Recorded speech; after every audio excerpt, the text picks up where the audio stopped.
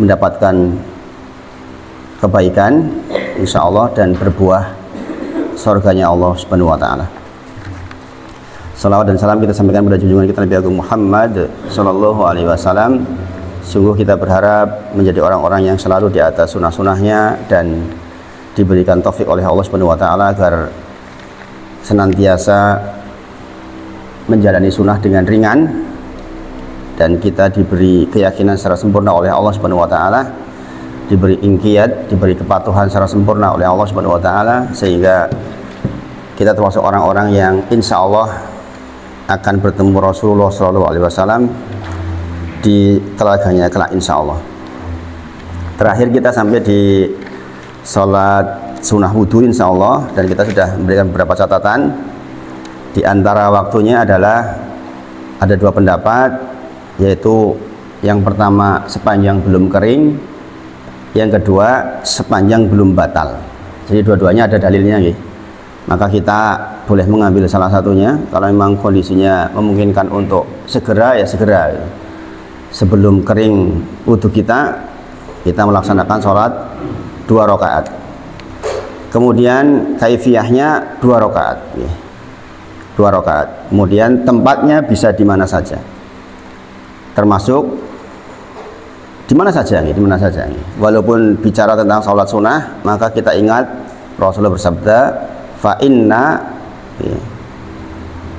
bahwa sesungguhnya sholat yang mar'i fi baitihi ilal maktubah, sebaik-baik sholatnya adalah di rumahnya, illa maktubah, kecuali sholat fardu. Tetapi kembali lagi, kalau misalnya kita batalnya di dekat masjid, ya kita sholat di masjid, termasuk di kantor.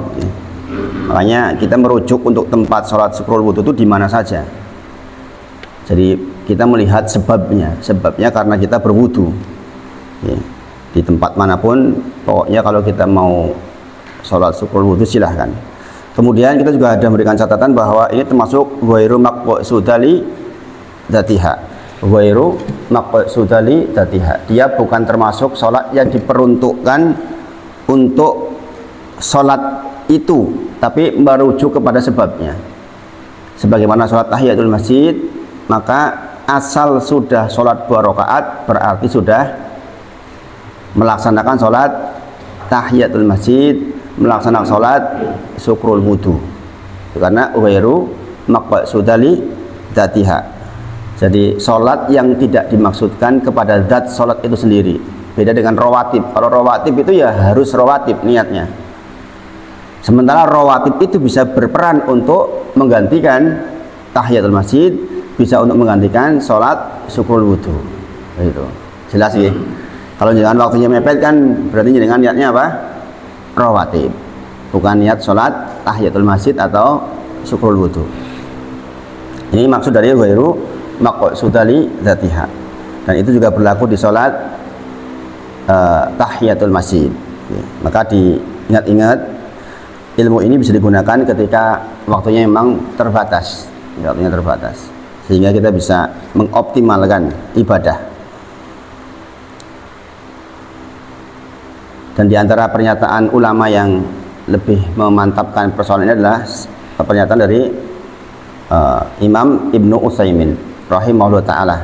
Beliau mengatakan niat sholat sunnah rawatib maka mencukupi untuk sholat syukrul wudhu dan tahiyatul masjid. Jadi ini memberikan solusi buat kita. Hanya dengan datang ke masjid sudah dalam kondisi mepet waktunya.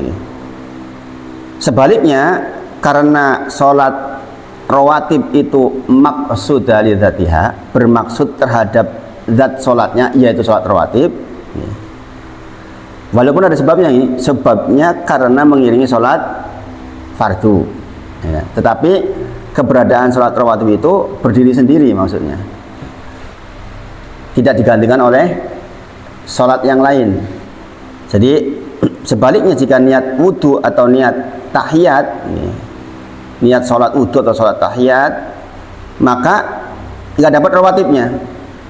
Nah, jenengan ternyata datang ke sini kok jenengan kemudian sholat, niatnya sholat tahiyatul masjid, ternyata baru selesai tahiyatul masjid kemudian di komati iqomah, ditegakkan sholat, maka jenengan belum tercatat orang yang melaksanakan sholat qobliyah gitu.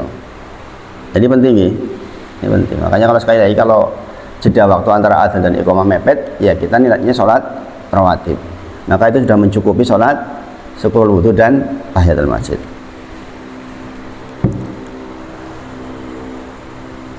Jadi seseorang yang niatnya tahiyatul masjid, dia tidak mendapatkan rawatibnya, karena tujuan yang diinginkan darinya adalah terlaksananya 2 rakaat sebelum sholat fardu. Makanya dikatakan maqsudali dzatiha.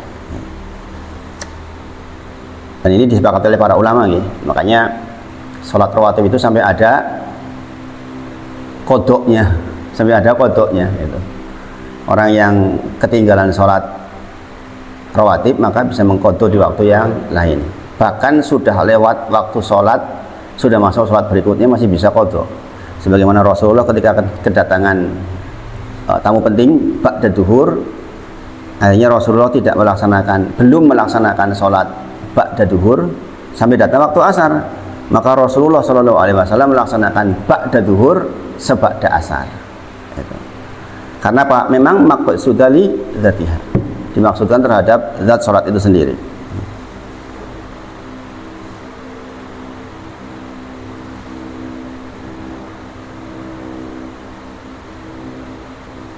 Jadi begitu, nggih. Ini nanti kalau dihubungkan dengan masalah bersuci dan tayamum sebenarnya semisal itu, ya. Tapi ini pembahasan yang lain insya Allah. Ya. Berikutnya, kita mempelajari tentang sholat istikharah, yaitu sholat 2 rakaat dalam rangka memohon pilihan terbaik dari Allah Subhanahu Wa Taala terkait perkara-perkara yang hendak dipilih yang tidak diketahui pilihan mana yang terbaik bagi dunia dan akhirat. Jadi bagi urusan dunia dan akhirat kita. Nah, bisa dilakukan ketika hendak memilih yang mubah atau yang dibolehkan untuk dikerjakan. Contohnya hendak memilih tempat tinggal, hendak memilih tempat usaha kayak Pak Topan kemarin, hendak memilih sekolah, termasuk hendak memilih calon mantu. Ada 3 yang datang, kita bingung yang mana gitu. Kita mengukur dari fisiknya. Salam warahmatullahi wabarakatuh. Kalau diukur dari fisiknya kita sudah bisa melihat misalnya si fulan, oh kayaknya lebih soleh gitu. Tapi kita nggak yakin sepenuhnya. Maka kita boleh atau bahkan sangat dianjurkan untuk melaksanakan sholat istikharah. Jadi termasuk memilih jenis pekerjaan, karena jenis pekerjaan sangat mempengaruhi terhadap makanan yang akan dikonsumsi oleh kita. Jadi beberapa perkara yang mustahab atau dianjurkan harus memilih. Misalnya menikah sambil kuliah, itu kan pilihan, itu kan. Zaman sekarang dengan fitnah zaman yang sedemikian banyak, kan banyak orang lulus kuliah kumlut sekaligus menyandang gelar pezina, kan banyak. Sekarang banyak sekali kayak gitu. Zaman kita mungkin tidak semasif sekarang, ya. Itu saja sudah ada kan. Itu saja sudah ada, ya. Teman saya yang naudzubillah terjebak pergaulannya nggak benar waktu itu, ya lulus kuliahnya, ini ya itu punya gelar seperti itu. Dan hari ini banyak, kalau kita nggak hati-hati betul-betul banyak. Maka memilih sekolah atau kuliah sambil nikah itu menjadi salah satu alternatif. Tetapi kita kembalikan kepada Allah, apakah itu baik buat anak kita atau tidak, ya kita sholat istikharah. Saya kira ini yang penting ini. Penting di zaman sekarang, penting sekali. Karena kenyataannya tantangan zaman sangat berbeda. Kadang-kadang saya kalau ngobrol sama anak juga sudah kayak udah nggak nyambung gitu. Ini di dunia mana ini gitu. Cuma secara prinsip kan sama. Saya sering katakan secara prinsip walaupun tantangan zaman berbeda, secara prinsip selalu sama. Bahwa di zaman saya juga dulu SMP sudah ada. SMP itu sudah ada. Teman saya yang hamil duluan itu ada. Ada SMP loh itu. Dulu itu zaman waktu itu. Artinya tantangan berbeda tapi perilaku pilihan manusia kan tetap sama. Mungkin di zaman Pak Hartono juga ada nggak Pak? Ada nggak? Zaman dulu banget nih. Anak dasar memang pilihannya nakal gitu ya, ada aja gitu. Artinya di setiap zaman itu selalu ada hal seperti itu. Apalagi di zaman seperti sekarang ini yang tentu saja semakin berat tantangannya. Walaupun sekali lagi di zaman ini pun saya melihat begitu banyak anak yang khusyuk di dalam beribadah itu ya banyak. Waalaikumsalam warahmatullahi wabarakatuh. Jadi tetap orang-orang yang dijaga oleh Allah di masa mudanya itu tetap ada. Karena hadisnya jelas bahwa Sabun Nasa adalah pemuda yang tumbuh di dalam ketaatan kepada Allah Subhanahu wa taala. Itu yang akan mendapatkan perlindungan di yaumil la dhilli ila dhillu. Yauma la dhilli ila dhillu.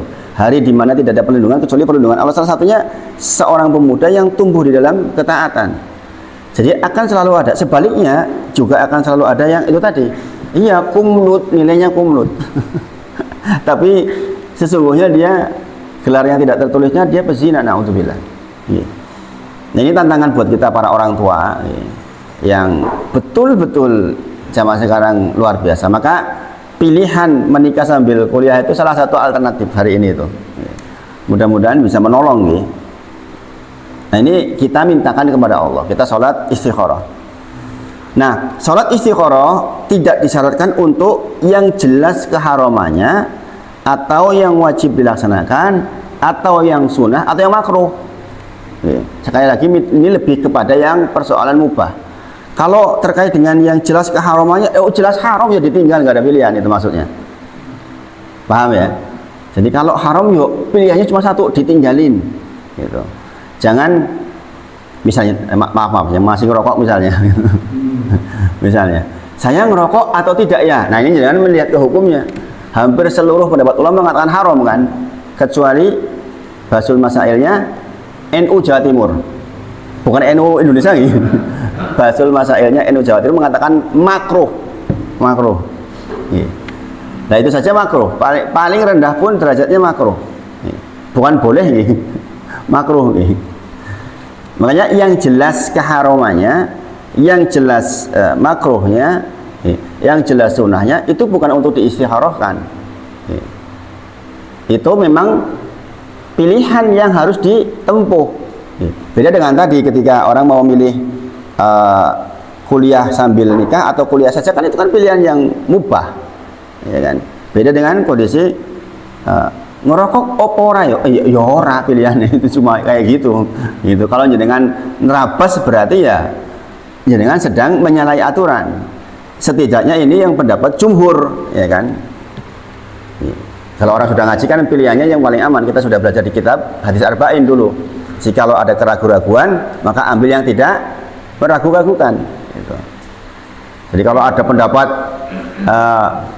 10 ulama hibar atau lembaga keulamaan mengatakan haram, satu mengatakan bukan sunnah, mengatakan makruh, ya bijaksananya mengambil yang haram lagi. Kita lebih aman kan, lebih aman. Makanya kemarin kita belajar tentang ingkiyat, yaitu tunduk patuh. Jangan tunduk patuh kepada keinginan kita, jangan tunduk patuh kepada perasaan kita. Ini perasaannya bermaem orang merokok kecut katanya. Ya perasaan gitu. Dulu bapak saya dulu perokok berat gitu. Bapak kok ngerokok nek bardahar? Nek orang kecut ya. Jawabannya kayak gitu. Saya nggak tahu definisi kecut itu maksudnya kepiye. Mungkin seperti orang yang habis dahar tidak ngopi, bagi yang suka ngopi mungkin gitu. Mungkin gitu. Ya, tapi kalau ngopi kan masih masuk akal lah karena ada rasanya. Kalau ngerokok itulah terus apanya gitu. Asapnya. Subhanallah. Jadi sekali lagi salat istiqoroh tidak dilakukan dalam rangka untuk menentukan yang haram, yang halal, yang sunnah atau yang makruh. Itu sudah menjadi pilihan yang terkait dengan hukum-hukum yang perintah atau larangan gitu. Kemudian hikmahnya, di antara hikmah salat istiqoroh adalah ini bentuk tauhid secara nyata di dalam kehidupan kita sehari-hari. Bagi jenengan yang sudah mempelajari tauhid tentu saja tahu bahwa tauhid itu ibadah hati kita yang 10 sampai 15 itu betul-betul bersandar kepada Allah. Tawakalnya kepada Allah, berdoanya kepada Allah, rojaknya atau harapnya kepada Allah, khaufnya atau takutnya kepada Allah, hubbi atau cintanya kepada Allah, kan gitu. Nah, maka bentuk dari tauhid itu di dalam pilihan kita melibatkan Allah. Karena apa? Kutiba alaikumul qitalu wa huwa kurhul lakum wa asa an takrahu syai'an wa huwa khairul lakum wa asa an tuhibbu syai'an wa huwa syarrul lakum wallahu ya'lamu wa antum la ta'lamun. Kata Allah dalam surah Al-Baqarah dikatakan diperintahkan untuk qital, diperintahkan untuk berperang. Kami tahu kalian nggak suka perang. Ini jelas banget padahal ini. Jelas banget, ini mendorong kita untuk betul-betul melaksanakan salat istikharah di ujung ayat. Diperintahkan qital kepada kita, diperintahkan untuk jihad maksudnya kepada kita. Bentuknya apapun. Dalam kasus ini adalah qital, beneran perang dalam kasus ini. Dan kami tahu kalian nggak suka banget gitu. Ya kisah-kisahnya jangan tahu nih bahwa zaman dulu itu orang baru nikah sekarang loh, suruh perang besok bagaimana? Dan kisah menakjubkan, salah seorang masih kondisi junub berangkat perang, masih kondisi junub, datang perintah perang, dia berangkat dalam kondisi junub. Makanya ketika meninggal disampaikan sesungguhnya suami saya itu masih junub. Gitu. Jadi kami tahu itu kalian itu nggak senang. Gitu. Ini Al-Baqarah 216 nih, Quran surah Al-Baqarah ayat ke 216. Kadang-kadang kata Allah, sesuatu yang menurutmu tidak disukai bisa jadi itulah baik buatmu, ya kan? Sementara kadang-kadang kita mencintai sesuatu itu buruk buat kita. Kenapa begitu?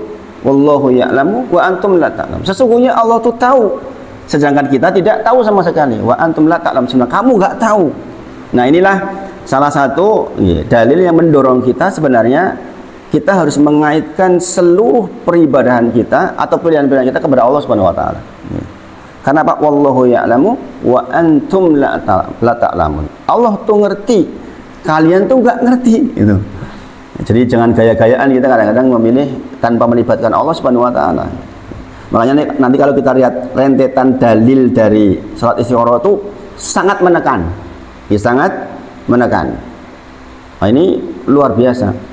Makanya orang yang sudah membiasakan salat sunnah sehari itu 100, 200, 300 rakaat itu mungkin banget lah. Setiap kali aktivitasmu apapun dia melibatkan Allah. Ambil air wudhu dia sholat. Sekedar nanti kita akan bahas ya secara rinci bahwa ini itu bukan untuk urusan besar-besar saja. Gitu. Urusan-urusan kecil. Gitu. Mungkin bagi orang beriman mau melakukan yang dianggap oleh orang biasa saja mungkin dia ambil air wudhu dan sholat dia. Ini saking dia ingin melibatkan Allah di setiap aktivitasnya. Maka di antara hikmahnya sekali lagi bentuk penyandaran diri atau tawakal seseorang kepada Allah Subhanahu wa taala yang Maha mengetahui. Jadi sekali lagi, salat istikharah hikmahnya adalah bentuk penyandaran diri, tawakalnya kita kepada Allah Subhanahu wa taala sebab Allah itu Maha mengetahui. Sementara kita lemah, kita nggak tahu apa-apa. Allah mengetahui masa depan. Kita tidak tahu, ya kan? Maka kita melibatkan yang Maha tahu tentang masa depan kita, sehingga pilihan kita akan berujung kebaikan. Ingat ya bahwa 5 tahun ke depan atau 1 hari ke depan adalah buah pilihan kita hari ini. Ya kan begitu nih. Di dunia motivasi pun seperti itu sama. Dulu saya belajar tentang konsep motivasi, tentang make start from ending gitu judulnya itu. Satu judul subbab itu setengah hari itu bahasnya itu. Dan saya waktu itu disuruh menulis tentang make start from ending. Saya menulis tentang kisahnya Nabi Muhammad SAW ketika meninggal dunia, dapat juara 1 itu. Tulisan itu dapat juara 1 dari 1000 peserta loh itu. Masya Allah. Jadi ternyata banyak orang non muslim nggak ngerti itu, karena peserta yang lain banyak non muslim. Jadi saya menuliskan kisahnya Rasulullah yang bacain panitianya non muslim. Itu padahal kisah Rasulullah SAW meninggal. Mereka nangis itu. Mereka nangis gitu. Jadi ternyata kalau kita menyampaikan dengan cara yang hak, Itu orang non muslim pun nangis. Demi Allah saya merasakan betul itu. Jadi itu dalam satu ruangan, kemudian dari 1000 tulisan itu dipilih, itu milihnya 2 hari itu. Jadi di sesi berikutnya, waktu pertama dibacakan kisah itu masih sebelum subuh itu. Kemudian dibacakan kisahnya, dipilih salah satu dari peserta, kisahnya kami bacakan. Dan ini adalah kisah yang terbaik yang kami pilih. Itu bayangin. Itu tulisan saya itu, alhamdulillah. Itu saya menuliskan tentang kisahnya ketika Rasulullah Shallallahu Alaihi Wasallam meninggal dunia.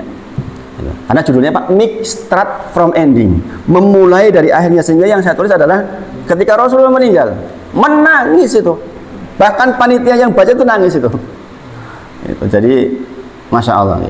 Jadi apa yang kita pilih hari ini itu akan menentukan yang terjadi di masa ini. Makanya nanti kalau jangan lihat doanya, doa istikharah itu, di antara doanya adalah akibat yang baik di urusan saya nanti.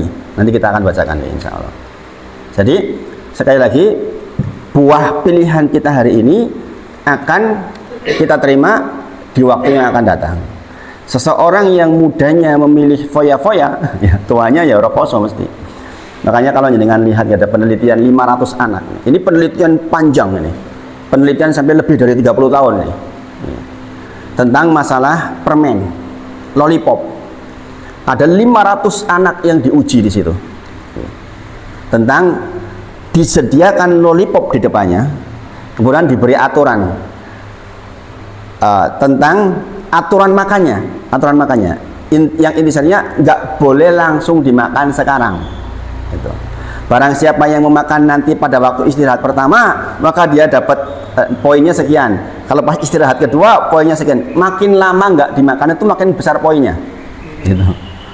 Jadi dia katakan makin sabar berarti. Itu ternyata anak-anak yang tahan makan lollipopnya belakangan, hampir semuanya di atas 30 tahun, jadi orang-orang besar. Jadi orang-orang besar, orang-orang hebat. Gitu. Sementara yang duluan akan kebanyakan jadi pecundang. Ini penelitian di Amerika nih, penelitiannya nih. Penelitian sampai 40 tahun. Jadi dia meneliti betul tentang anak-anak ini gitu. Masya Allah. Artinya apa? Pilihan anak ini untuk menahan dirinya, ya, sehingga berakibat setelah 30 tahun jadi orang hebat. Sementara yang para sabar bubar gitu. Makanya sekali lagi, persoalan pilihan ini persoalan yang Allah yang tahu masa depan kita. Kita nggak tahu. Maka karena kita tidak tahu, maka kita melibatkan Allah di dalam setiap pilihan-pilihan kita. Allah berfirman di dalam Quran surah Al-Baqarah ayat 45, wasta'inu bis-sabri was-shalah. Wa innaha lakabiratun illa 'alal khashiin. Mintalah tolong, ini jelas banget kan ya. Mintalah tolong kepada Allah dengan sabar dan salat. Yang saya bacakan tadi di pengimaman ini. Fadkuruni adkurukum washkuruli wa la takfurun. Ya ayyuhalladzina amanu ista'inu bis-sabri was-shalah. Ini ayat yang semisal. Yang saya bacakan tadi ayat semisal yang sebenarnya mirip-mirip dengan ayat Al-Baqarah 45 ini tentang masalah sabar. Ditegaskan di ayat itu bahwa Allah tuh bersama dengan orang-orang yang sabar, bersama orang-orang yang sholat. Wasta'inu bis-sabri was-shalah. Maka mintalah tolong kepada Allah dengan sabar dan sholat. Ini jelas banget nih. Jangan minta tolong, nggak tahu ya saya mau yang dipilih yang mana. Ya, kan? Saya mau melakukan sesuatu, saya nggak tahu nih yang baik buat saya yang mana nih. Ya, kan? Maka saya melibatkan Allah, dan ini memang perintah Allah. Makanya saya katakan orang yang memahami sholat istikharah itu sholatnya mesti banyak banget, mesti banyak banget. Ya. Karena apa? Karena dia selalu melibatkan Allah di setiap pilihan-pilihan. Padahal hari-hari kita kan terlibat dengan pilihan-pilihan hampir setiap waktu. Aku harap mangkat topo rai, kadang-kadang kita harus milih. Ya. Ada banyak pertimbangan yang kita timbang-timbang gitu. Dan nanti kita berharap betul setelah kita meminta kepada Allah, kita dipilihkan yang berakhir dengan urusan yang baik. Sebenarnya kata-kata akhir urusan yang baik itu maksudnya masuk surga maksudnya. Start from endingnya buat kita orang muslim itu endingnya adalah surga. Maka karena endingnya surga, sehingga perbuatan di sininya harus perbuatan yang membimbing kita ke surga, kan begitu logikanya. Sayangnya kadang-kadang kita nggak tahu ini Beberapa pilihan kita nggak tahu apakah ini akan mengakibatkan saya surga atau tidak. Contoh, orang masih miskin minta kaya raya, tapi dia benar-benar pure minta kaya raya. Dia tidak melibatkan Allah secara total tentang persoalan pilihan itu. Seharusnya kan, ya Allah, kalau memang kekayaan menjadikan akibat baik buat saya, misalnya, maka jadikan saya kaya, kan gitu harusnya. Ya enggak? Jangan hanya minta kaya banyak orang justru yang terjebak dengan kekayaannya. Banyak orang yang ketika dalam kondisi miskin dia bisa istiqomah, dalam kondisi kaya malah nggak istiqomah, karena tuntutan orang kaya itu banyak, nggak kayak orang miskin, lebih banyak.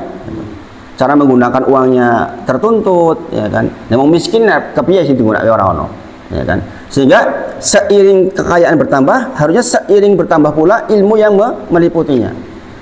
Gitu, gitu. Jadi ini kan pilihan kita, menurut kita, ukuran kita, nek kaya yo penak lah, ya kan? Pilihan kita, pengetahuan dasar kita, nek bertambah uang maka akan bertambah mudah berbagai macam urusan, kan gitu pilihan kita. Tapi sekali lagi dalam istikharah itu kita melibatkan Allah sehingga kita tahu apakah ini baik buat kita atau tidak, berujung baik atau tidak, kita tahunya dari sholat istikharah kita. Sekali lagi Allah berfirman, wasta'inu bis-sabri was-shalah. Mintalah tolong, ini perintah dari Allah. Mintalah tolong kepada Allah dengan sabar dan sholat. Maka sekali lagi, mintalah tolong pula ketika hendak memilih sesuatu kepada Allah Subhanahu wa taala. Tolong minta tolong dengan sholat istikharah. Dan sholat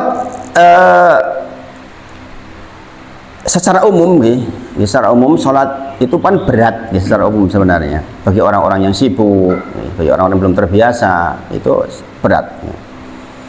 Maka istikharah juga akan menampakkan kebutuhan seorang hamba kepada Allah Subhanahu wa taala. Dan ini adalah bukti ketawaduan kita sebagai seorang hamba. Kita sering beristighfar, Allahumma anta rabbi la ilaha illa ants khalaqtani wa ana abduk wa ana abduk, dan saya itu seorang hamba. Maka dikatakan sebagai sayyidul istighfar karena di situ ada pernyataan tawaduknya kita sebagai seorang hamba, ya kan, kepada Allah Subhanahu wa taala. Dan kemudian bentuk ingkiyat, bentuk ketundukan kita kepada Allah Subhanahu wa taala. Jadi seorang yang melaksanakan salat istikharah itu bentuk ketundukan dia kepada Allah Subhanahu wa taala. Dan dikatakan, para ulama menyebut, seseorang yang melaksanakan salat istikharah itu orang yang beruntung sekali. Kalau orang kok diberi taufik di dalam pilihan-pilihannya, kemudian dia dimampukan salat istikharah, sepakat para ulama 4 mazhab mengatakan inilah salah satu orang yang sangat beruntung. Kenapa? Karena selalu menyertakan Allah dalam setiap urusannya. Ya pasti beruntung kan? Orang kalau melibatkan yang dekengannya pusat ya piye wis piye coba, udah paling pol, kita konsultasi kepada ahlinya tetap di bawah persoalan pilihan dari Allah yang terbaik, ya enggak? Pak Tovan sering cerita ke saya, hitung-hitungan dari apa yang konsultan pengusahanya kan hitung-hitungannya begitu ya Pak Tovan, ya kan? Tapi kenyataannya kadang-kadang meleset, ya kan? Tapi kalau kita sudah memilih pilihan Allah, walaupun juga bisa gagal. Jenengan sudah memilih sesuai dengan pilihan Allah, jenengan usahanya gagal, bisa jadi. Tapi gagalnya pasti yang terbaik. Itu loh. Ada sebuah kepastian bahwa pilihan yang sudah dilalui pasti yang terbaik. Apapun hasilnya, sehingga kita mendapatkan ketentraman duluan. Karena saya bakal tahu akhir yang baik. Nah ini kan poin, ya kan? Walaupun gagal bisa jadi. Walaupun jenengan misalnya katakanlah Pak Eko beli buah dulu waktu masih di buah Pak Eko, memperhitungkan sekian, ternyata misalnya sebagian besar busuk misalnya. Saya yakin busuknya itu juga bagian dari kebaikan. Kadang-kadang kita berhitung seperti itu. Berhenti di buah karena capek Pak Eko. Pak Eko cerita buah itu banyak yang ini, masya Allah ya. Karena banyak yang kadang-kadang muspro ya. Kemudian anna Rasulullah Shallallahu alaihi wasallam, adapun Nabi Muhammad Shallallahu alaihi wasallam punya kebiasaan kana idza hasabahu amrun fasi'a ila salat. Adapun Nabi Muhammad Shallallahu alaihi wasallam punya kebiasaan jikalau ada pilihan-pilihan, ada masalah-masalah, ada soal-soal, maka beliau segera gitu. Ini bahasanya itu segera dia mengambil wudhu dan sholat. Ini jadi manusia terbaik, uswatun hasanah, yang kita mengambil semua contoh kehidupan darinya. Dikatakan idza hasabahu amrun fazi'a ila sholat. Jika ada hal-hal yang membingungkan sedikit saja sudah langsung lari ke sholat gitu. Pertanyaannya kita siapa? Gaya-gayaan, bukan Nabi gitu. Punya soal nggak sholat. Nah terus gimana gitu? Nah ini yang penting kita jadikan catatan terkait dengan sholat istikharah. Itu sebenarnya nilai tauhidnya itu besar sekali. Kemudian Jabir bin Abdullah radhiyallahu anhu mengatakan tentang mengisahkan tentang ketika Rasulullah mensifati sholat istikharah. Jadi beliau mengatakan Nabi Muhammad SAW sangat bersungguh-sungguh. Ini coba garis dibalik. Rasulullah SAW sangat bersungguh-sungguh dalam mengajarkan kepada para sahabatnya terkait dengan sholat istikharah. Ini jadi kalau nggak ngaji saya yakin nggak memperhatikan yang bab seperti ini. Orang hanya berkutat di sholat wajib. Iyalah jelas sholat wajib itu lewat lah. Otomatis harus kita lakukan seluruhnya. Bisa lewat maksudnya ilmu tentang itu harusnya sudah lewat jauh. Di setiap urusan, kata Jabir bin Abdullah. Nah, dikatakan seperti bersungguh-sungguhnya beliau mengajarkan satu surat di dalam Al-Quran. Beliau bersabda, dalilnya adalah karena Rasulullah Shallallahu Alaihi Wasallam adalah Nabi Muhammad Shallallahu Alaihi Wasallam yu'allimu ashabahu mengajarkan kepada para sahabatnya al-istikharah, salat istikharah dikatakan fi umuri kulliha, di setiap urusan-urusannya. Jadi Rasulullah itu mengajarkan kepada para sahabatnya untuk istikharah fi, di dalam kulli umuri kulliha atau umuri kulliha, di setiap semua urusan. Nanti kita akan bahas tentang masalah kulliha, masalah seluruhnya.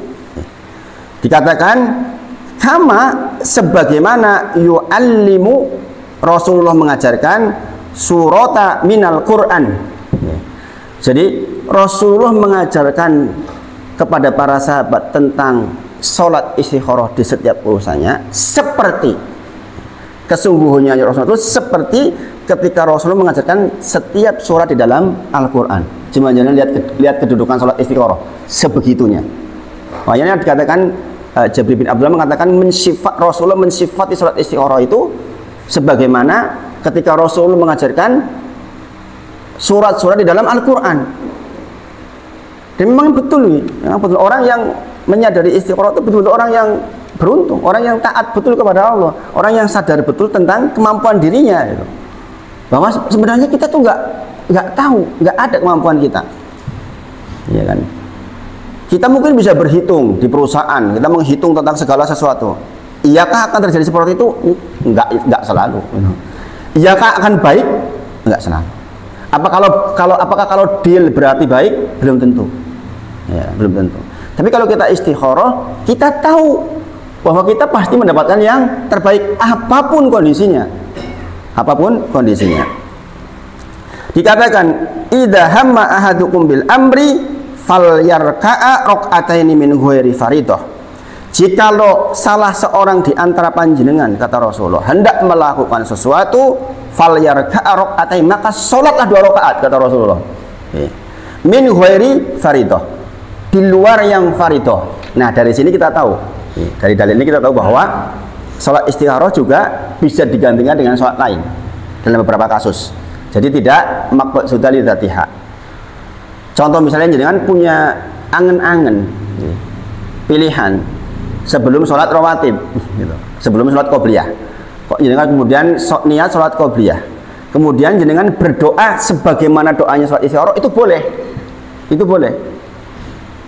Karena sekali lagi sholat istikharah pun bisa dilakukan atau digantikan dengan sholat 2 rakaat yang lain.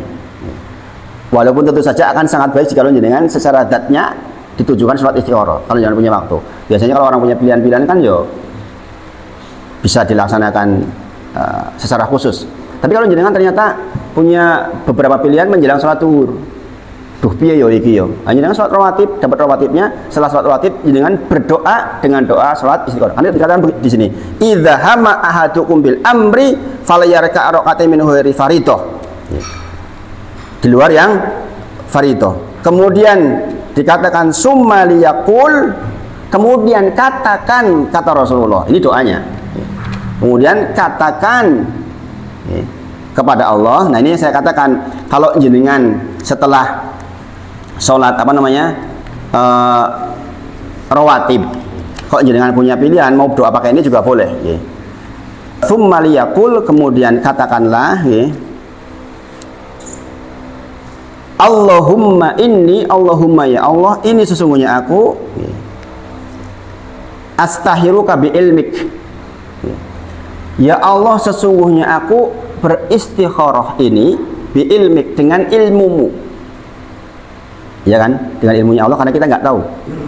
Wallahu ya'lamu wa antum la ta'lamun. Allah tuh tahu, kita tuh nggak tahu. Maka dikatakan ya Allah, Allahumma ini sesungguhnya aku istikharah atau astahiruka bi ilmik. Saya bersolat istikharah ini dengan ilmumu. Wa astaqdiruka bi qudratik. Dan aku memohon kekuatan dengan kekuatanmu. Wa as'aluka min fadlik, dan aku minta kepadamu dengan kemuliaanmu. Kita memuji-muji Allah. Kemudian dikatakan fa innaka taqdiru wa la aqdiru. Engkaulah yang menentukan takdir, sedang saya tidak bisa melakukan apa-apa. Itu penyerahan betul-betul. Kita benar-benar mengaku di hadapan Allah. Allah tuh yang akan mentakdirkan sesuatu, dan saya nggak bisa apa-apa sesungguhnya. Cuma lihat redaksi doanya, masya Allah. Rasulullah perintahkan segitunya. Kemudian wa ta'lamu wa la a'lam. Engkau yang tahu, saya nggak tahu. Makanya orang yang nggak sholat istikharah itu orang yang sok tahu. Sok tahu men gitu. Subhanallah. Memang kita siapa kok bisa-bisanya kita nggak konsultasi dengan Allah? Orang yang paham sholat istikharah ini, pertaliannya dengan Allah itu akan erat sekali. Dia sadar, nggak akanlah sombong dengan kemampuan. Dia merasa doktor, dia merasa profesor, dia merasa bahwa hitung-hitungannya tepat. Sementara kalau kita belajar eksak, tanpa belajar beginian, kita akan terjebak pada situasi itu. Apalagi Mas Yudi yang matematik kan katanya ilmu pasti. Ini Mas Yudi, ilmu pasti, benar nggak ada yang pasti sebenarnya kan. Nah, kadang-kadang bentukan pikiran kita atas ilmu yang kita pelajari kadang-kadang membentuk diri kita kalau kita nggak belajar seperti ini. Saya juga orang matematik nih. Teknik kimia itu isinya matematik. Teknik kimia itu bukan kimia murni. Teknik kimia itu mengimplementasikan ilmu kimia murni di dalam bentuk raw material menjadi material yang jadi. Makanya matematik itu, matematik aja satu sekian gitu langsung banyak sekali gitu. Matematik tok sebenarnya. Dan dikatakan ilmu pasti, tapi kalau di teknik kimia itu kerasa itu ilmu matematik tidak menjadi ilmu pasti gitu. Karena apa? Karena banyak sekali variabel yang tak terhitung. Banyak sekali variabel yang tak terhitung. Seorang profesor, guru saya dulu, MIPA UGM, kalau ngajar itu semuanya domblong mahasiswanya. Saya nggak tahu masih hidup atau enggak sekarang ya. Suatu ketika merancang pelontar, merancang yang untuk kayak Apollo itu, yang roket, betul, merancang roket, ngerancangnya di lab, diterbangkannya di Parangtritis. Hanya karena ada perhitungan keliru di suhu, jangan tahu, beliau kebakar. Karena dibuatnya di lab, kemudian keliru memperhitungkan tentang suhu di Parangtritis, sehingga ketika baru diletakkan ada bagian yang memuai karena perubahan suhu, langsung menyala sebelum waktunya. Padahal mereka masih bersimpan di bawahnya, maka kesembur kena apinya. Subhanallah, itu kan dikatakan ilmu matematika ilmu pasti, belum tentu juga gitu. Karena ada banyak variabel yang lain yang kadang menjadikan sesuatu itu menjadi tidak pasti. Masya Allah.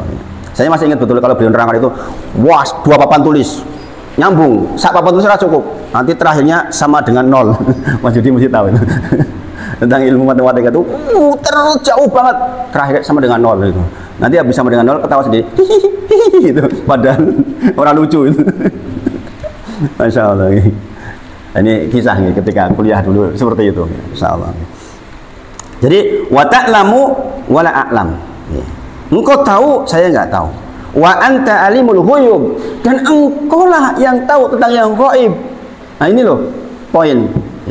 Makanya ini diantara asma wa sifat bahwa Allah lah yang tahu yang gaib, yang lain itu nggak ada. Mau dukun orang pinter nggak ada tahu yang gaib. Makanya kalau kita tanya ke dukun untuk pilihan kita, yuk gendeng.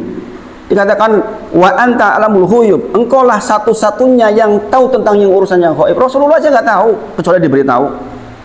Rasulullah SAW manusia terbaik saja nggak tahu tentang yang gaib. Loh kok ada gaya-gaya zaman sekarang kita percaya sama dukun, tahu yang masa depan, tahu kunci di mana yang hilang. Lah aneh gitu, aneh.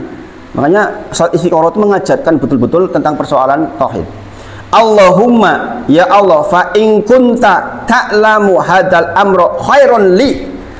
Ya Allah, jikalau engkau mengetahui dan Allah pasti tahu bahwa urusan ini tuh khairun li, bagus untukku, fi ajili untuk hal yang segera, maksudnya dunia, amri wa ajili atau yang terakhir akhirat maksudnya, maka fakdirhu li, jadikan urusan ini menjadi urusanku. Maksudnya kita dipilihkan oleh Allah, fakdirhu li, jadikan itu menjadi pilihanku atau menjadi kau takdirkan kepadaku, wa yassirhu li, dan jadikan urusan itu mudah buatku, summa barik li fihi, kemudian barokailah aku di atas pilihan itu. Jadi kita minta kepada Allah jelas banget gitu. Fa in kunta ta'lamu hadzal amro khairon li, jikalau engkau mengetahui betul bahwa urusan itu baik buatku, maka jadikan itu takdirnya untuk aku. Kalau zaman dulu kita masih muda, pilihan dua, Mas Yudi mungkin milih dulu dua wanita itu.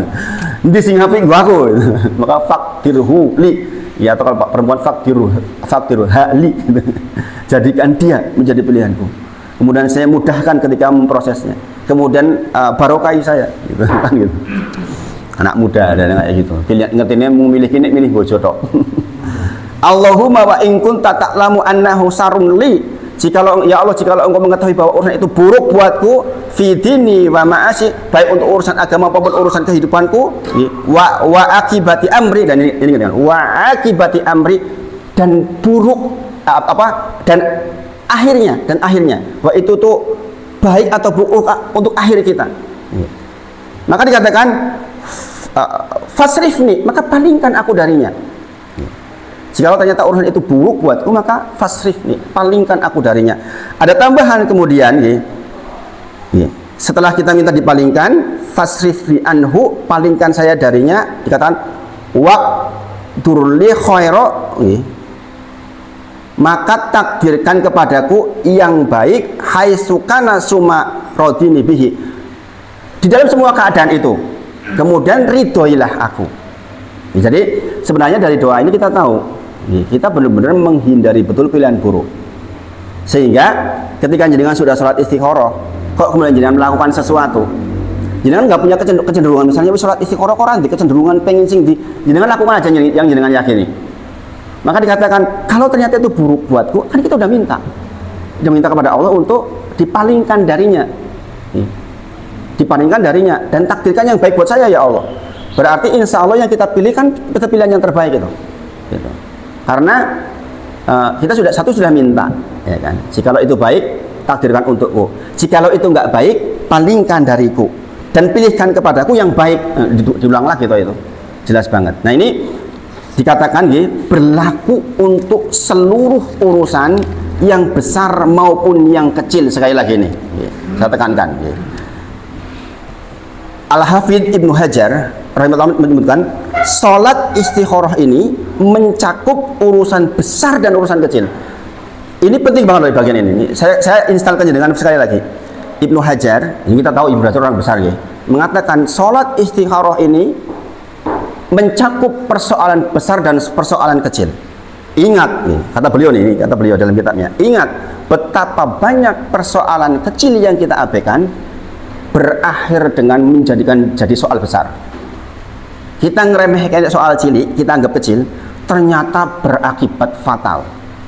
Nah, ini kadang-kadang orang nggak sadarin. Makanya Ibnu Hajar mengatakan sesungguhnya sholat istikharah itu mencakup persoalan yang besar maupun persoalan yang kecil. Betapa banyak, kata beliau, persoalan kecil yang kita tidak abaikan, yang kita tidak melibatkan Allah. Ternyata, loh, jebule ujungnya gini gitu. Ngerti nek koyo ngene, aku ndek ben ora koyo ngono, kan gitu. Sering itu. Dan kita sering meremehkan. Ya contohnya masalah rokok, naudzubillah, ya kan. Banyak orang mengatakan persoalan kecil, ya kan. Padahal nanti di akhirat berat itu. Ya kan? Berat itu di akhirat itu.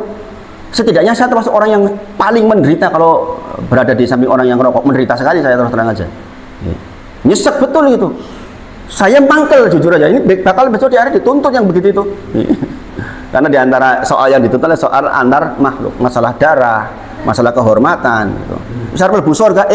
Sebentar, kamu dulu ngerugeni saya. Ini kan masalah ini. Pak, begitu banyak urusan yang kita anggap kecil, kita tidak melibatkan Allah sehingga berbuah pada menjadi urusan yang sangat besar. Nah itu tentang sholat istikharah. Masih banyak sebenarnya terkait sholat istikharah, tapi itu setidaknya yang poin-poin untuk bisa kita amalkan dalam kehidupan sehari-hari, sehingga insya Allah setelah ini jenengan akan banyak sholat sunnahnya. Karena jenengan akan banyak punya urusan, sekali lagi urusan kecil maupun besar, maka jenengan melaksanakan sholat istikharah. Karena Rasulullah menekan, sungguh-sungguh mengajarkan para sahabat tentang istikharah ini seperti mengajarkan setiap surat di dalam Al-Quran sungguh-sungguhnya. Artinya kedudukan sholat istikharah itu sangat tinggi. Mudah-mudahan bermanfaat. Kita tutup dengan kafaratul majelis.